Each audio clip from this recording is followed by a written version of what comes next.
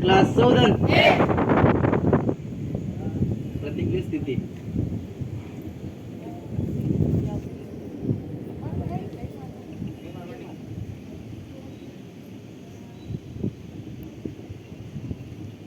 ಭಾರತದ ಸಂವಿಧಾನದ ಪೀಠಿಕೆ.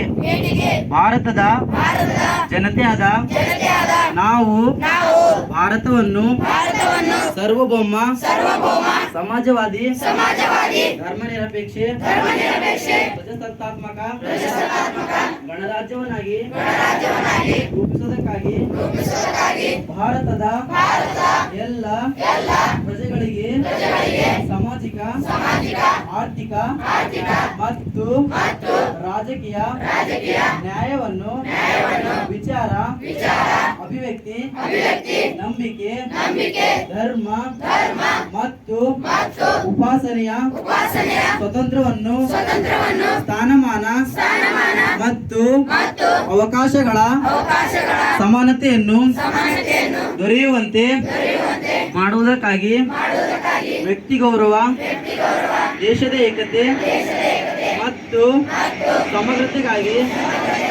ಎಲ್ಲರಲ್ಲಿ ಪ್ರಸ್ತುತ ಭಾವನೆಯನ್ನು ಮೂಡಿಸುವುದಕ್ಕೆ ದೃಢ ಸಂಕಲ್ಪ ಮಾಡಿ ನಮ್ಮ ಸಂವಿಧಾನ ಸಭೆಯಲ್ಲಿ 1949ನೇ ಇಸ್ವಿಯ ನವೆಂಬರ್ ತಿಂಗಳ 26ನೇ ದಿನದಂದು ಈ ಸಂವಿಧಾನವನ್ನು ನಮಗೆ ನಾವೇ ಅರ್ಪಿಸಿಕೊಂಡು ಅಂಗೀಕರಿಸಿ ಶಾಸನವಾಗಿ ವಿಧಿಸಿಕೊಂಡಿದ್ದೇವೆ.